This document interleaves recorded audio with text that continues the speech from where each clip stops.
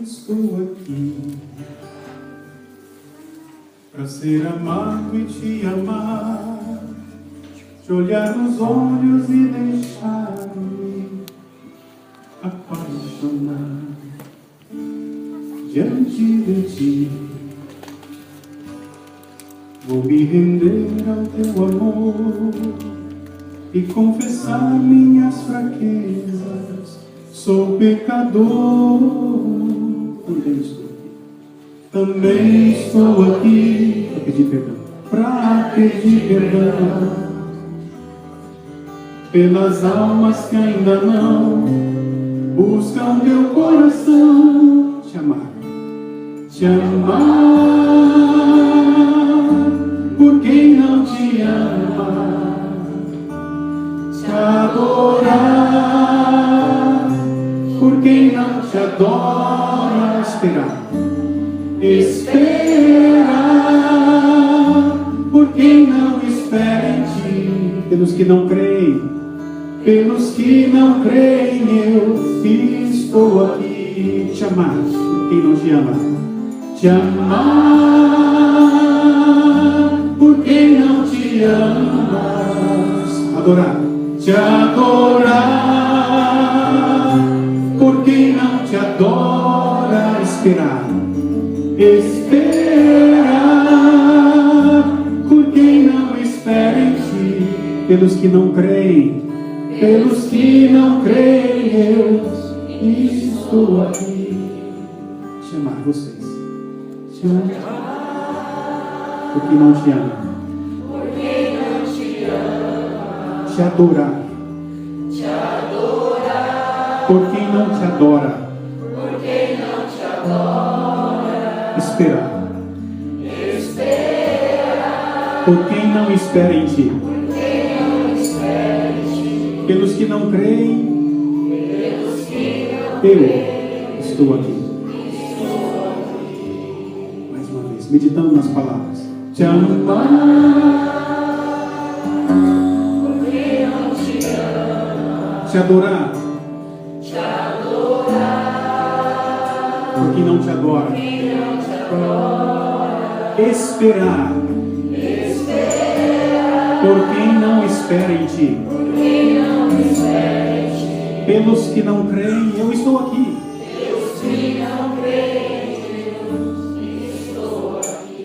Coloca a mão sobre o seu coração.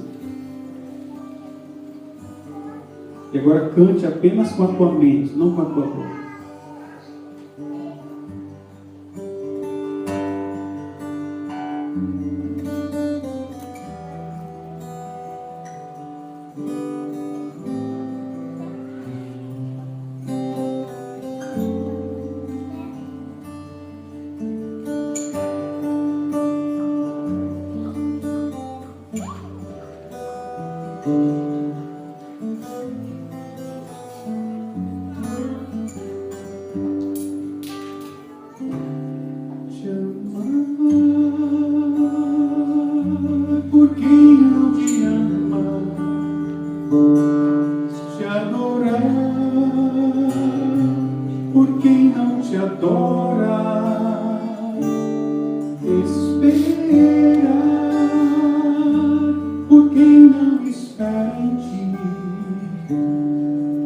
Pelos que não creem, eu estou aqui.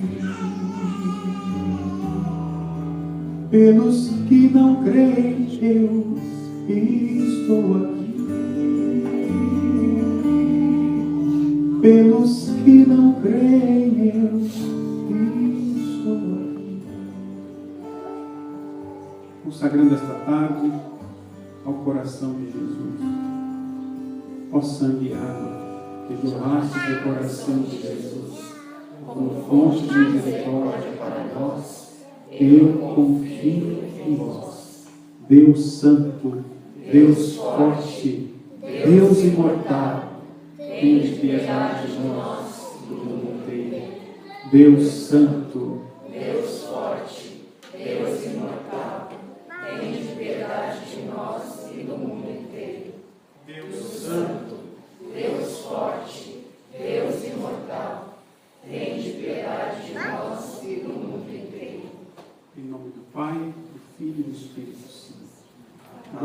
sentar, por favor. Eu pedi a Paula para não receber ainda a carta, porque daqui até depois da missa, pode ser que você queira escrever algo mais, ou corrigir alguma coisa, ou acrescentar, porque o entendimento vai sendo mais, digamos assim, clareado a partir de agora. Espero que tenha sido boa a experiência. O pessoal que foi com a Paula, valeu a pena? Foi bom? Sim. Ficou óculos claro ou ficou obscuro?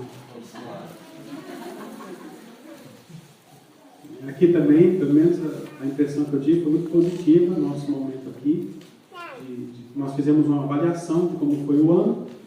Cada um avaliou que bom, que pena, que tal, que bom foi o ponto positivo, que pena não deu certo, e o que tal a expectativa que poderia ser feito para este ano e os próximos anos.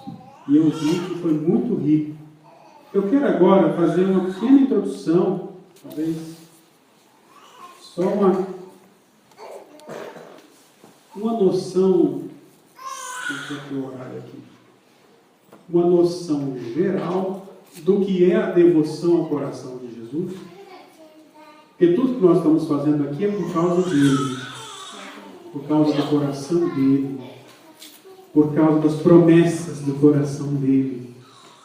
Então, o mínimo que se espera de alguém que está fazendo esse caminho é o entendimento do que o coração de Jesus tem para nós. Depois disso, aí vem a parte prática, que eu vou abrir aqui o espaço para vocês perguntarem, e a gente vai se ajudando mutuamente no entendimento do que é a oblação enquanto tal. A oblação, no caso nosso, é um fruto de uma história, de uma evolução histórica. Se você observar na Bíblia, por exemplo, nós encontramos aqui no Antigo Testamento, ou seja, todos os textos antes de Cristo, falam da expressão da ternura de Deus.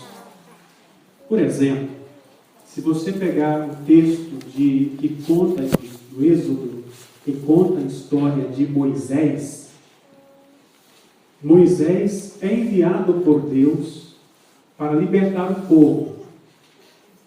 E na hora do envio, Deus fala para Moisés assim: eu vi o sofrimento do meu povo. Você fala, nossa, um Deus que vê o meu sofrimento é um Deus que vê o coração. Deus vê o coração do povo, Deus vê a lágrima, Deus vê a dor. Aí ele manda Moisés libertar o povo. Vocês conhecem a história, não foi fácil. Moisés teve que enfrentar um sujeito lá que era cabeça dura. O faraó estava decidido a dizimar o povo, foi complicado, né? E aí manda as pragas do Egito, vocês conhecem a história das pragas do Egito, etc. e tal. E aí Moisés chega um momento que fala para Deus assim: Deus, o faraó não quer saber de nada. E Deus fala: pois o coração dele está muito duro. Olha só, Deus que conhece um coração duro. Deus conhece o coração que sofre e conhece o coração duro. Olha só, um Deus que conhece corações. Aí, depois que o faraó liberta o povo, na última praga, o faraó amoleceu de raiva, né? Ele some, vai embora daqui. E aí, quando o povo de Israel está fugindo do Egito, com Moisés na frente, o faraó abre os olhos e fala: nossa, foram embora os meus funcionários. E aí ele chama as tropas e manda as tropas ir atrás do povo. Nessa hora, na hora do perigo, nosso coração fica inseguro e com medo. E olha só como é que Deus conhece o coração inseguro. Lá na frente do mar, o Mar Vermelho, as tropas do faraó vindo, Moisés começa a falar com Deus e fala: Senhor Deus, olha lá, os soldados do faraó vindo em cima de nós. Qual é a resposta de Deus para Moisés? Meu filho, corre! num linguajar bem brasileiro, que é difícil para vocês entenderem, sebo nas canelas. Quer dizer, corra, fuja. Puxa, o que é isso? Deus que conhece o coração que tem medo. E Deus dá uma ordem. Fuja, que eu vou proteger vocês. Eu vou proteger. E aí acontece o grande milagre. O mar se abre em duas partes, duas muralhas. E eu acredito que foi assim. Ainda que alguns teólogos por aí, que se julgam mais fervorosos do que o próprio Deus, dizem o contrário. Eu acredito que o mar se abriu mesmo. Não era maré baixa. E lá vai Moisés com o povo correndo no meio do mar. E quando eles estão lá na frente, e os soldados do faraó, junto com seus carros e cavaleiros, estão vindo atrás, a muralha desce e o mar engole o inimigo. Deus que dá uma palavra para quem tem medo. Confia em mim, que eu vou cancelar o mal que te persegue. Só que tudo isso que eu falei para você não tem matéria, é só palavra. Isaías depois vai falar de um Deus que diz assim: eu te amo, eu entrego reis por causa de ti. É uma palavra bonita, mas não tem matéria. Vários textos, o texto de Sofonias, por exemplo, onde fala assim: eu corro para ir ao seu encontro. Só que o Deus que corre não tem pernas. O Antigo Testamento é um Deus, digamos assim, a noção de Deus ainda é muito sem forma, ela é espiritual demais. De repente nasce Jesus. E com o nascimento de Jesus, Deus passa a ter forma. Deus passa a ter um corpo. Antes de Cristo, tudo que se falava de Deus é muito abstrato, muito espiritual. De repente encontramos um Deus que tem perna, que tem pé, que tem orelha, que tem olho, que tem boca e que tem coração. Agora começa uma história nova. Um Deus que tem coração. E não é um coração de outro mundo. Não é uma carne de outro mundo. A carne, o corpo de Jesus, ele pegou emprestado de Maria. O sangue que Jesus pulsa com o seu coração, ele pegou de Nossa Senhora.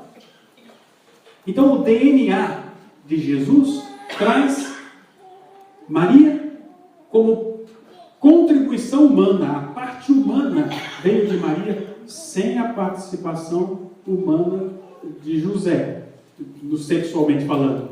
Tem a participação de presença. Mas Maria é virgem antes, durante e depois do parto, conforme ensina a fé. De repente, conseguimos ver a matéria de Deus. Até aqui, tudo bem? Tudo bem? Não, extraordinário.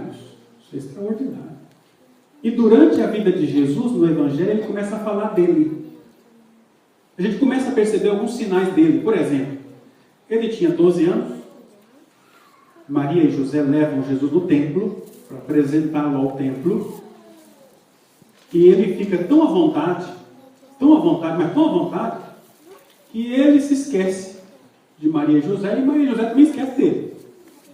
O contexto era um grupo de pessoas que foi até Jerusalém, era em caravana, era uma caravana que foi até Jerusalém, e durante a festa de Jerusalém, todo mundo interage uns com os outros, né? De repente, quando eles estão voltando, um dia de viagem, eles não tinham carro, não tinham Shinkansen, era no lombo do burro mesmo, caminhando. Então, é muito tempo. Um dia de caminhada, gente, não é tão longe, mas é para voltar rápido, não volta rápido. No final da viagem, Maria pergunta para José: José, cadê Jesus? Aí Jesus fala: não está com você?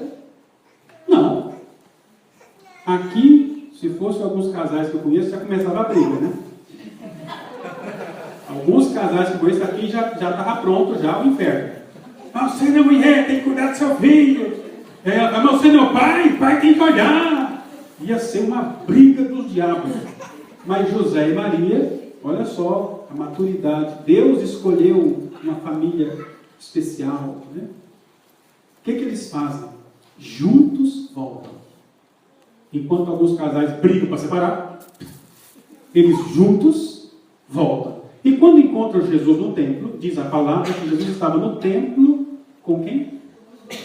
Com os doutores da lei. Aí Nossa Senhora, gente, tudo que eu estou falando aqui é para entender o coração, tá? Eu vou chegar no coração. Mas Nossa Senhora chega e fala assim para Jesus: meu filho, por que você fez isso com a gente? Resposta: vocês não sabem que eu devo ocupar com as coisas do meu pai? Um menino que sabe amar o pai. Um dos maiores dramas da sociedade hoje, a nossa sociedade é órfã de pai. É uma sociedade doente, porque falta pai. O masculino não é mais tão masculino como antes. Eu não estou falando que tem que ser macho. Mas o masculino está fragilizado. E o feminino começa a ocupar o lugar do masculino. E isso que começou lá no Ocidente, contaminou o Oriente. Que aqui na Ásia não é diferente. Mas o que é ruim, ele se espalha rápido. Né? O que está faltando? Falta um pai. Para ensinar firmeza, ensinar decisão. A quantidade de pessoas que não terminam o que começa. Não é o caso de vocês, tá, gente? Porque vocês, aqui, vocês estão mais na frente, né? Aqui no Japão, tudo que vocês começam, vocês terminam, né? Eu espero. Muita gente que começa a coisa e não termina. Por quê? Falta essa palavra firme. Um pai. Falta um pai. E Jesus era obcecado pelo pai. Obcecado. Quando os discípulos falam para ele: ensina a gente a rezar. Ele: quer rezar? Então, quando você for rezar, reza assim: Pai Nosso. A primeira vez na Bíblia que alguém chama Deus de Pai foi Jesus. Em nenhum lugar da Bíblia, Deus é chamado de Pai. Ele é chamado de Adonai, Elohim, o Senhor dos Exércitos, o leão da tribo de Judá. E o Antigo Testamento nem consegue pronunciar o nome dele. Ele é aquele que é. Jesus, de repente, mostra que Deus não é só Deus. Deus é Pai. Não fala para quem está do seu lado: Deus é teu Pai. Deus é teu Pai. É teu Pai. Encontramos um homem que tem um coração fiel ao Pai. E um dia ele fala para os seus discípulos: quer ser feliz? Você quer ser feliz? Aprenda de mim, que sou manso e humilde de coração. É a primeira vez na Bíblia que Jesus fala do seu próprio coração. Nenhum outro lugar aqui ele fala do coração dele. Mas todas as palavras de Jesus estão cheias de coração. Está cheia de sentimento. E sentimento humano, tá? Nós não estamos falando aqui de sentimento abstrato, espiritual somente. É humano. Jesus é verdadeiro homem e verdadeiro Deus. Por fim, acontece um episódio interessante. Jesus está crucificado. Ele já tinha dado tudo que podia, vamos dizer assim. Ele apanhou por cerca de 2 horas. Depois arrastou a cruz por cerca de 3 quilômetros. Depois, quando foi colocado sob a cruz, puseram um cravo exatamente no pulso, onde todo o sangue dele foi jorrando, lavando o madeiro da cruz, até que chegou o momento que ele não suportou e morreu. Ele disse: Pai, está tudo consumado, em tuas mãos entrego o meu espírito. Parece que tudo acabou, né? A gente, na nossa cultura, a morte é o fim. Jesus nos ensinou que tem algo depois da morte. E esse algo começa através do seu coração. Um soldado, para garantir que estava morto, normalmente o soldado fazia o seguinte: pegava um martelo, uma espécie de um pedaço de uma tora, um pedaço de pau. Eles faziam isso, pegava essa tora e jogava a tora no joelho. Quebrava o joelho do crucificado. E quando quebra o joelho, ele não tem mais sustentação, ele cai assim. E aí o crucificado morre sufocado. Porque ele não dá conta de fazer isso. Para você respirar, tem que puxar o braço, né? Então, quando quebra o joelho, o crucificado não dá conta de respirar. Então, ele não morre pelo sangramento, ele morre sufocado. O soldado deveria fazer isso com ele. Fez isso com o bom ladrão e com o mau ladrão. Mas quando foi fazer com ele, você já morreu. Confira. Aí ele pega uma lança. E para garantir, a lança perfura a costela, atravessa o pulmão e atinge direto o coração. Quando ele tira a lança, saem gotas de sangue e água.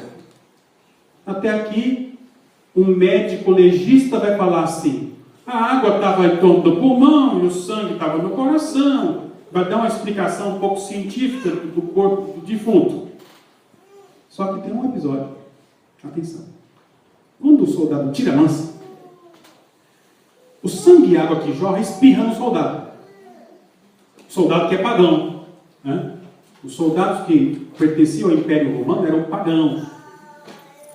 Pagãos panteístas. Deus para eles era tudo, era um monte de deuses. Um monte de deuses. Aquele soldado, quando recebe o respingar do sangue e água, de repente ele fala: verdadeiramente este homem era o Filho de Deus. Evangelho de São João. Verdadeiramente este homem era o Filho de Deus. O sangue e água cura a fé de um pagão. Um pagão proclama Jesus como Filho de Deus. Os primeiros milagres do coração de Jesus. Está lá no Calvário. Aqui parece que terminou a história, né? Não terminou, não. O negócio foi só piorando, no bom sentido. Mais e mais pessoas foram se aproximando de Jesus e tendo experiências de milagres. Grandes milagres perto de Jesus. A humanidade, como sempre, ela sofre de amnésia. Nós somos assim. Bom, pelo menos eu sou. Vocês estão mais na frente, né? Acho que vocês não, mas eu, muitas vezes, tenho que fazer esforço para lembrar as graças de Deus. Problema eu lembro sempre, mas as graças é tão difícil. Se eu parar qualquer um de vocês e perguntar assim: quais são os seus problemas? Ave Maria, vai vir uma lista. Mas se eu perguntar assim: quais são as graças que você viveu o ano passado? Espera aí, deixa eu pensar. É difícil de lembrar. A humanidade é assim, gente. De vez em quando, o coração de Jesus manda recados para a humanidade. Um recado bonito aconteceu por volta do século XIII. Mais precisamente, em 1214. Isso aconteceu numa cidade do interior da Alemanha, chamada Helfta. Uma freira, uma monja, chamada Gertrudes, que tinha sido abandonada pelos pais aos 5 anos de idade, foi criada pelas monjas, decide se tornar monja, freira, mas ela não tinha o coração ainda, de fato, apaixonado por Jesus. Ela conversa com Deus, mas não tem experiência de Deus. Tem gente que conversa com um amigo pelo Facebook, mas talvez nunca encontrou. Era mais ou menos Gertrudes. Depois da missa, Gertrudes está indo para o quarto. Ela desce a escada do quarto e encontra um rapaz bonito. Bonito, viu? Porque ela conta que era um rapaz tão bonito, que ela, como freira, queria olhar para ele o tempo todo. Então ela gamou, ela ficou apaixonada no rapaz. Primeiro que um homem entrar num convento, não entra, gente. Olha, num convento de freira, só pode entrar o bispo, convento fechado, só entra o bispo, ou o padre para rezar a missa, e algumas vezes a freira está do lado da grade. O padre não entra perto dos quartos das freiras, não entra, nem padre. De repente, Gertrude acha um rapaz bem bonito no caminho do quarto dela.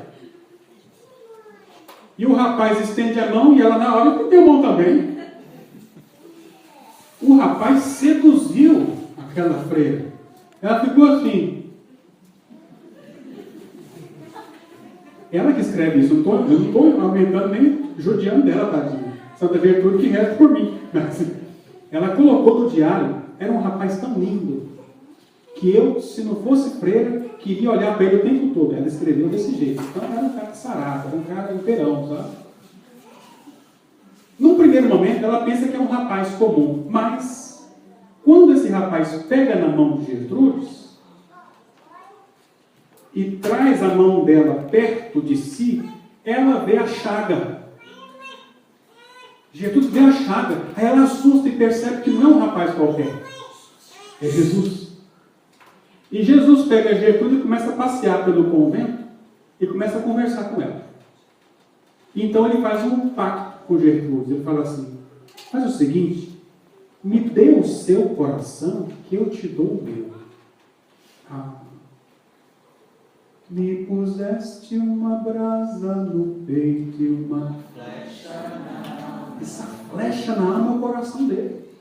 Gertrude ficou catatônica. Ela experimentou muitos milagres pela troca de corações. Gertrude, até então, tinha um coração infiel. Jesus tem um ponto fraco. Sabe qual é o ponto fraco dele? Ele gosta de gente infiel. Então, se por acaso você é infiel, você é o ponto fraco do homem. Dele, de Jesus. Ele escolhe os infiéis. Mas, atenção, escolhe os infiéis para trocar o coração. Ele não escolhe a infidelidade. Ele escolhe o infiel, não a infidelidade. Jesus não escolhe o pecado, escolhe o pecador. O pecado não. Então, atenção, vamos confundir e depois pensar que Jesus me ama assim, eu nasci assim, eu cresci assim, vou morrer assim. Não. Não, senhor, não, senhora. Ele escolhe o infiel para trocar o coração. Então, imagina Jesus falando para você: me dê o seu coração, que eu te dou o meu. A Gertrude não demorou nem 5 segundos. Fechado. E Gertrude morreu com odor de santidade. Foi a primeira pessoa humana, estamos no século XIII, 1215, século XIII, que teve essa experiência com o coração de Jesus. E isso trouxe um boom espiritual para a igreja, a partir da Alemanha. Estamos na Alemanha. 300 anos depois, vamos lá para o século XVI, em torno de 1500, final de 1580, por aí. Na França, saímos da Alemanha, vamos para a França.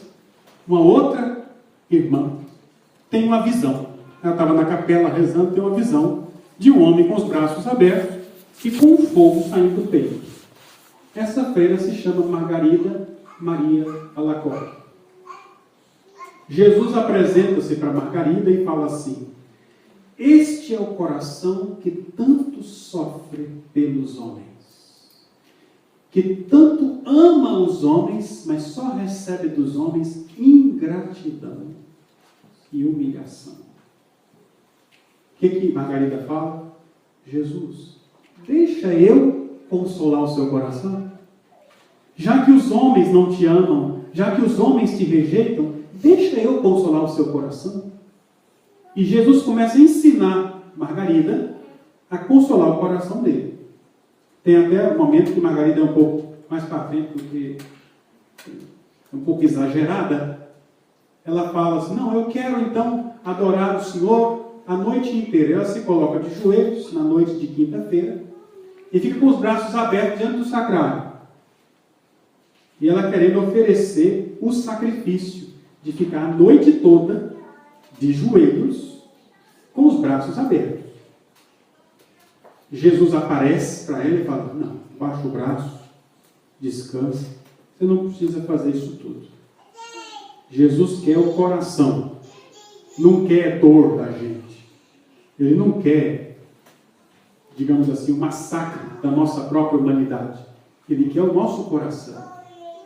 E Jesus revela para essa Margarida os 12 segredos, 12 promessas do seu coração. Tudo bem. Primeiro lá na Alemanha, como é que é o nome da Alemanha? Da minha? Como é que é o nome da minha lá na Alemanha? Gertrudes. Gertrudes de Helfta. 300 anos depois, está na França, como é que é o nome da outra? Margarida, Maria Lacoque. Ela recebe essa visita de Jesus, e isso aqui foi fabuloso, porque depois que ela escuta a mensagem, ela tinha um diretor espiritual dela, o Padre Cláudio de la Colombière, que era um jesuíta. Os jesuítas, na época, estamos no século XVI, na época, os jesuítas tinham um quarto voto. Os religiosos têm 3 votos: pobreza, castidade, obediência. Pobreza, castidade e obediência. Só que os jesuítas tinham um quarto voto: pobreza, castidade, obediência e fidelidade ao Papa. Por causa do quarto voto, todo jesuíta tinha acesso ao Papa. E Jesus falou para Margarida: eu quero uma festa para o meu coração. E Margarida falou assim: eu não sei, eu faço a minha festa para o senhor. Eu faço, não. Jesus falou: eu quero que a igreja, a minha igreja, celebre o meu coração. Na primeira sexta-feira. Foi com Margarida que surgiu o negócio da primeira sexta-feira. Gertrudes não tinha sexta-feira ainda não. Com Margarida ficou claro que era a primeira sexta-feira. Por que é sexta-feira? Por quê? Isso, por causa da crucifixão, ele morreu na sexta-feira. O que mais aconteceu na sexta-feira? Por que a devoção do coração na sexta-feira? Por quê? Porque foi na sexta-feira que rasgaram o coração dele. A lança rasgou o coração dele na sexta-feira. E ele fala para Margarida: eu quero uma festa na sexta-feira, meu coração. Na segunda sexta-feira, depois de Corpus Christi. Ainda falou para ela direitinho. A segunda sexta-feira, depois de Corpus Christi, eu quero uma festa para o meu coração. E Margarida falou assim: mas, Senhor, eu sou só uma freira. Eu disse: não, eu vou te dar as pessoas. Ela conversa com o Padre Cláudio. O Padre Cláudio é jesuíta. Aí escreve uma carta e manda para o Papa. O Papa lê a carta e pouco tempo depois o Papa permite que a festa acontecesse no convento da cidade aonde Margarida estava, a cidade de... vai vir o nome agora da cidade. Eu estive lá. Vai vir, agora vem o nome, eu falo, o nome da cidade. Lá na França. Meu Deus, fugiu. Foi igual a Paula agora. Perfeito para os horários. Vai vir o nome da cidade. Aqui, ó. Aqui não sai. O nome da cidade, Santa Margarida Maria. Né? Muito bem. O Papa permite o convento celebrar a primeira sexta. Tempos depois, o Papa Pio IX estende a festa à igreja inteira. Bem, até aqui tudo bem. Século XIII, Gertrudes. Século XVI, Margarida. 300 anos depois, século XIX, aparece outra. Só que agora na Polônia. Faustina. Faustina, ela é muito parecida com algumas pessoas que eu conheço. Cabeça dura. Mas Faustina é muito parecida. Tanto que Faustina, desde pequena, ela tem uma inclinação para Deus, mas ela foge. Tanto que um dia ela vai para o pagode, para o forró, para dançar, né? Ela catou o rapaz mais bonito e mais guapo que tinha lá. Vamos dançar. E durante a dança, Jesus aparece para ela, com o rosto todo ensanguentado. Pum! E ela levanta, larga o moleque para lá e fica assim. E o Senhor fala: até quando você vai fugir de mim? E aí ela ficou tão assustada que ela pegou a bolsa e saiu correndo no meio da rua. Só que ela já correu para procurar uma casa religiosa. Ela percebeu que Jesus estava chamando seu coração para algo mais sério. Tempos depois ela encontra um convento, ela entra no convento, faz a experiência de se consagrar a Deus. Parece que com isso já funcionou, né? Não funcionou não. No outro dia que ela inventou de ir embora ainda. Ela, no convento, freira, ela ficou chateada com não sei o que lá, ficou com raiva das coisas, fez as malas e ia embora do convento. Mas antes de sair, ela passou na capela. Quando ela ajoelha, pum, ela vê Jesus de novo. E o Senhor fala: até quando você vai ficar fugindo de mim? Até quando? E ela então fala: Senhor, eu não vou mais fugir de ti. E Jesus começa a revelar as coisas para ela, e toda a revelação que ela tem é Jesus com os raios que saem do seu peito, raios brancos e raios avermelhados. Lá na Alemanha, Gertrudes vê um coração que quer trocar com o nosso. Lá na França, Margarida escuta ele falar que o povo não quer receber o coração. O povo rejeita o coração. Lá na Polônia, Jesus fala: já que não quer receber meu coração, ele explode para chegar até você. Já que as pessoas não querem trocar o coração comigo, então ele se transforma em luz. E os raios brancos e avermelhados de Jesus alcança o mundo inteiro. E aí Jesus ensina Faustina a rezar. Quando você for rezar, peça pela sua dolorosa paixão. Quando você reza isso, você está falando com quem? Presta atenção na oração. Pela sua dolorosa paixão, tende misericórdia de nós e do mundo inteiro. Quando você reza isso, você está conversando com quem?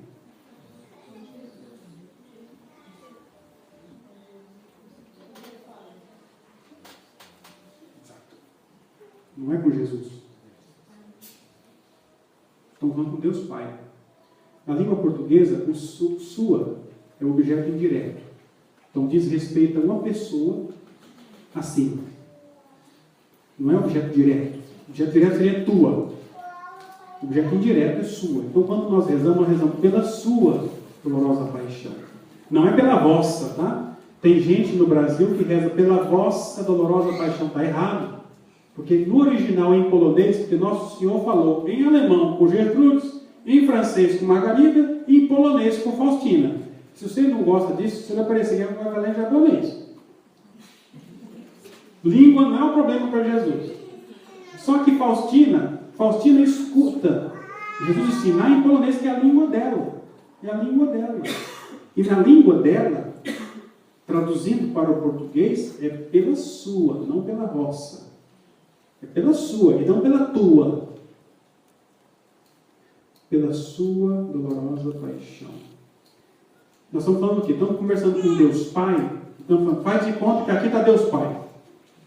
Eu estou dizendo, Pai, pela dolorosa paixão dele, tem misericórdia de nós e do mundo inteiro. A oração, eu estou conversando com o Pai, e dizendo: olha, não é comigo, eu não dou conta de rezar, Pai.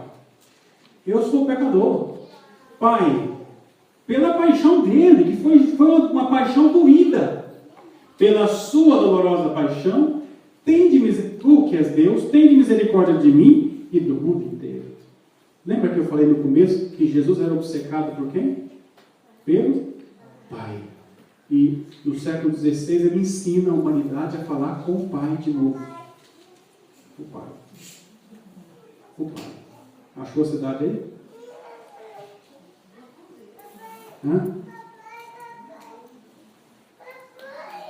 Está aqui a cidade, não sai. Parlemonial. Obrigado. Parlemonial.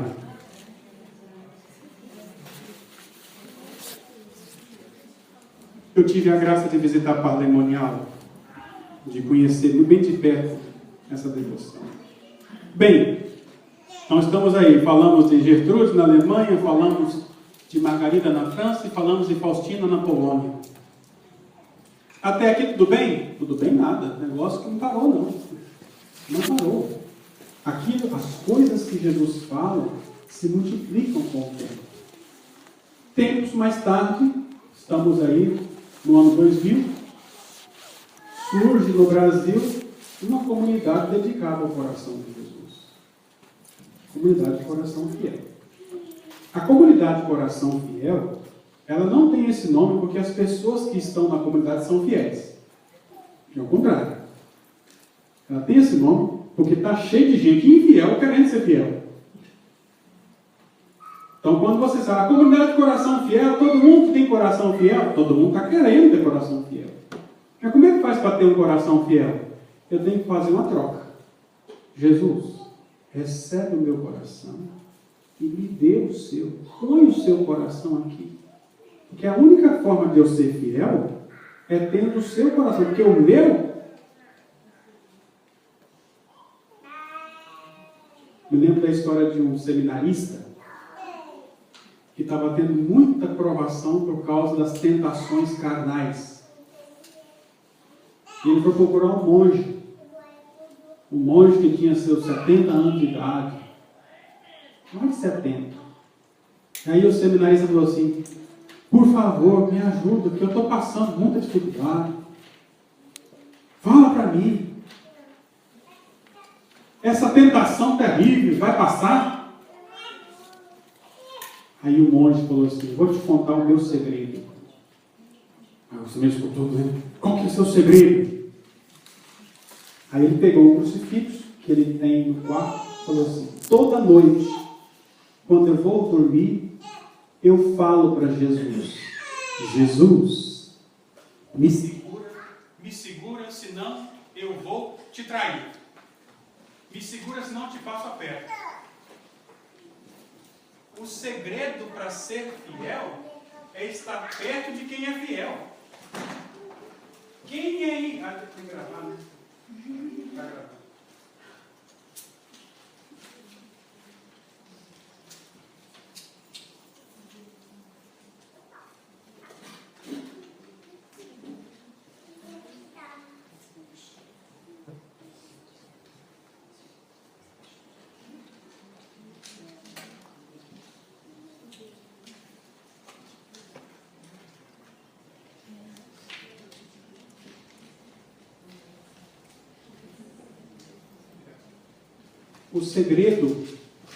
O segredo para ser fiel não é você bater na cabeça, eu tenho que ser fiel, eu tenho que ser fiel, eu tenho que ser fiel. Quem quer ser fiel pelas próprias forças é orgulhoso, soberbo. Eu consigo ser fiel, eu luto, eu sou. Isso aqui é soberba. O verdadeiro fiel é aquele que diz, Senhor Jesus, eu sou pecador, me ajuda. E qual é a ajuda de Jesus? Ele coloca no nosso peito o coração dele. É uma troca. Padre, de onde é que o senhor tirou isso? Primeiro, da Bíblia. No Ezequiel, capítulos 36 e 37. Diz assim, tirarei do vosso peito o coração de pedra, e no lugar colocarei um coração de carne. E mais, o texto, Ezequiel 36, 37, diz assim, eu vou fazer com que você obedeça minhas leis. Aqui está a graça. Eu farei com que obedeçais os meus mandamentos. Então começou com a Bíblia e depois se confirmou lá com Gertrudes. Vamos trocar o coração? E na nossa comunidade nós temos esse desejo. E nós rezamos todo dia. Jesus Cristo, coração fiel. Moldai nosso coração ao vosso. Quer dizer, para moldar eu tenho que pegar o nosso coração e colocar na forma dele. Moldai nosso coração ao vosso, pois confiamos em vós. Daí nasceu a nossa comunidade. A nossa comunidade, ela é composta por homens e mulheres consagrados a Deus, pelo coração de Jesus, para evangelizar. Ela nasceu assim e nasceu em comunhão com a igreja. Nasceu na igreja, tendo como principal inspirador São João Paulo II. São João Paulo II é o principal inspirador da nossa comunidade. Porque eu tive a graça de conhecer São João Paulo II, de conviver o tempo que eu morei na Itália. João Paulo II, era a época de João Paulo II, e ele influenciou muito da minha vida, do meu jeito de ver as coisas, e isso entrou para a comunidade Coração Fiel. Somos comunidade Coração Fiel por causa do coração de Jesus, esse é o nome. Um fiel oblato precisa entender essa história para conseguir fazer comunhão com o coração de Jesus através do carisma Coração Fiel. Gente, tem muita coisa na igreja que leva ao coração de Jesus, tá? Nós não somos a única realidade para chegar ao coração de Jesus. O apostolado da oração chega ao coração de Jesus. Tem várias congregações que nasceram para honrar o coração de Jesus. A nossa comunidade, ela surge como mais uma opção para se aproximar do coração de Jesus. Então, para ser um fiel oblato, é muito importante conhecer essa história. Se aproximar dessa história. Para que, através da história, você faça a experiência com o coração de Jesus. Para isso, para que chegar perto do coração de Jesus com a nossa história, o fiel oblato tem que estar muito unido à igreja. Por favor, preste atenção. Unido à igreja. Nós somos a Igreja Católica. A igreja é fundada por Jesus Cristo. Quem fundou nossa religião foi Jesus. Não foi um outro, não foi uma pessoa qualquer. O fundador da nossa religião foi assassinado, mas ressuscitou. É o único fundador que ressuscitou. Nenhum outro fundador de religião ressuscitou. Nenhum. E se tem algum que está vivo ainda, daqui a pouco ele vai morrer. E não vai ressuscitar, não. O único. Por isso, o fundador da nossa religião, Jesus Cristo, é Deus, cujo coração nós honramos. Quem quer ser fiel oblato precisa ser fiel à igreja. Que igreja? A igreja que hoje tem como Papa, como é o nome do Papa? Então, qualquer fiel oblato que não esteja em comunhão com o Papa não é fiel oblato. Não é. Na nossa comunidade, não. Que tipo de fidelidade ao Papa? Fidelidade absoluta. Por quê? Isso aqui é papolatria? Não. Jesus falou isso. Falou para Pedro. Pedro, tu és pedra, sobre esta pedra edificarei. Foi Jesus que falou. Você não concorda? Briga com ele. Você não concorda? Rasga a Bíblia. Foi ele que falou. Então, qualquer pessoa que critica o Papa não é devoto do coração de Jesus. Qualquer pessoa que fala mal do Papa não é devoto do coração de Jesus. E hoje tem muita gente que gosta de Cristo, mas não gosta da igreja. Não tem como separar Jesus da igreja, gente. Não tem. Vou provar. Atos dos Apóstolos, capítulo 9, diz assim: Saulo pegou as cartas para perseguir os cristãos. E ele está indo para matar cristão. Jesus chega lá e dá um arrastapé dele, cai no chão. E Jesus fala para Saulo: Saulo, Saulo, por que me persegue? Mas espera aí, Saulo estava perseguindo os cristãos, não Jesus. Opa! Jesus está mostrando para Paulo que quem persegue os cristãos, persegue Cristo. E quem são os cristãos? Os que seguem o que Cristo fundou. O que ele fundou? A Igreja Católica. Qualquer pessoa que fale mal do Papa não pode ser devoto do coração de Jesus. É devoto do próprio coração, mas não de Jesus. E hoje em dia a gente tem, viu? Inclusive gente que se diz católica. Fala mal do Papa. Na internet tem muita gente. Tem um tipo de gente na internet que se julga mais católico do que o Papa. Que fala que o Papa Francisco não é legítimo. Que é um falso Papa. Quem fala isso não é devoto do coração de Jesus. Porque Jesus foi que inventou a igreja. Foi ele que quis a igreja como ela é. Quem não obedece o bispo também não é devoto do coração de Jesus. Por quê, Papa? Porque o bispo é bispo porque um Papa nomeou. Quem for contra um bispo está contra o Papa. Quem está contra o Papa está contra Cristo.